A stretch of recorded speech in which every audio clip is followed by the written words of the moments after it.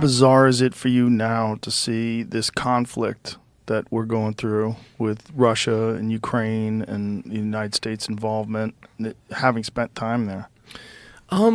Bizarre. You know, I feel horrible.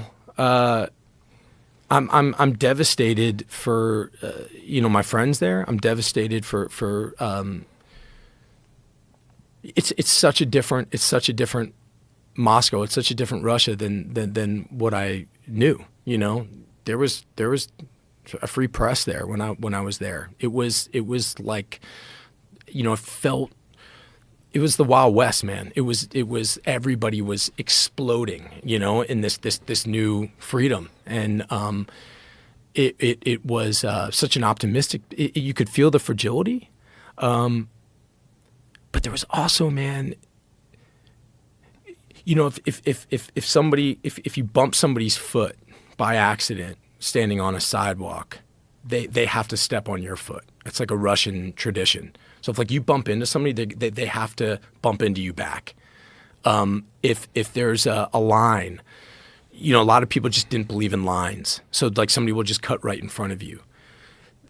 I remember when there was the situation at the Russian theater. There's a hostage situation where they just kind of went in and those people were being held hostage. So they put in gas and they just kind of killed everybody. I think there's something about, I had a friend who was in the FSB, a young guy, and if there was an issue with the police, if we were being loud or somebody was trying to shake us down, I had this 21-year-old friend who was in the FSB, and this 21-year-old kid, could yield such unbelievable power just by put the fear of God in soldiers with guns like that, and that's something I don't know that we have an equivalent of that.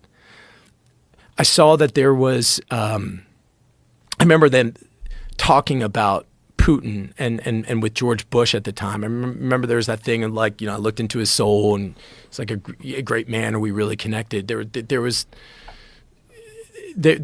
this thing that there was an understanding among Muscovites that he would just toy with this guy, and things like deception and things like manipulation were things that were celebrated in a leader. They weren't.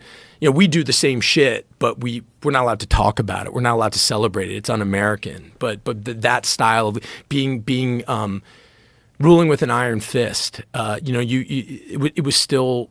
That was still very celebrated, and many Russians, I think, really ascribe to that. So I guess I'm heartbroken. I'm heartbroken, and I'm heartbroken for all the people that all the young men that have fled and left, and the families that are being torn apart. I'm heartbroken for what's going on in Ukraine, but I guess I'm not that surprised. The strong leader that is such a big part of Russia, and to have this powerful leader who leads with an iron fist, that seems to be something that they embrace. It's a part of the culture. It's a part of the history of that part of the world. Absolutely, and making hard decisions and understanding that things aren't clean. I mean, look at I think many Russians would look at, World War II and the way that they handled that war and the way that they approached that war militarily, was, I don't know how.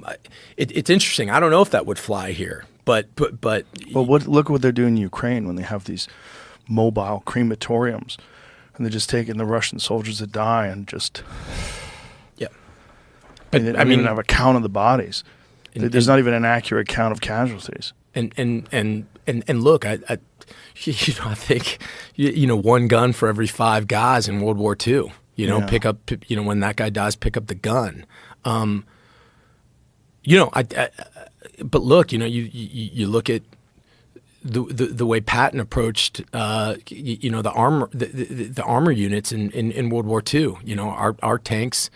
Couldn't compete with the Germans' tanks. They just couldn't compete. They looked at those tanks. They said, "There's just no way that a Sherman can compete with a Tiger. It's just not going to happen." Well, I know what we'll do. We'll build 5 times as many. So yes, that's an unbelievable achievement of American industry, an unbelievable achievement of the war effort back home, an unbelievable achievement of the engineers that were on the front line fixing those tanks. But what's the other side of that? It takes 5 Sherman tanks to take down 1 Tiger tank, so we're just going to produce 5 times as many. But think about all those tank units. What does that mean for the men inside those tanks? What does that mean? That means we have to put in 5 times as many people, and that when they go, we got to get a new unit out there. And it's very similar. It's a totally different mentality than what we're accustomed to. That's right. And the way we think of war, and we think of sacrifice and casualties. I think so. Yeah, it seems to be a part of the culture, and it seems to be something they don't have a problem with. Yeah, I mean, whether they have a problem with it or not. That's probably not the right. Probably, expression. yeah, right. I mean, I don't know. It's I've had one friend of mine. I can't use his name, but I've had him on the podcast a couple of times. From Russia, and he's Ukrainian, and his family's in Ukraine. Sort of just telling us what's going on the ground and what the sentiment is in Russia at the time. And I think for a lot of people there who are able to sort of ignore the propaganda and look beyond it and try to get to the truth.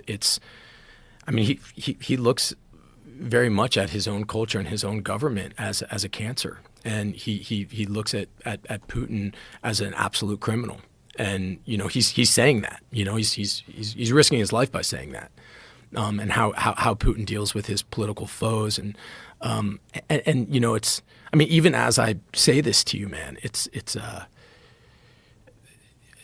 my gratitude, to that place and to that culture.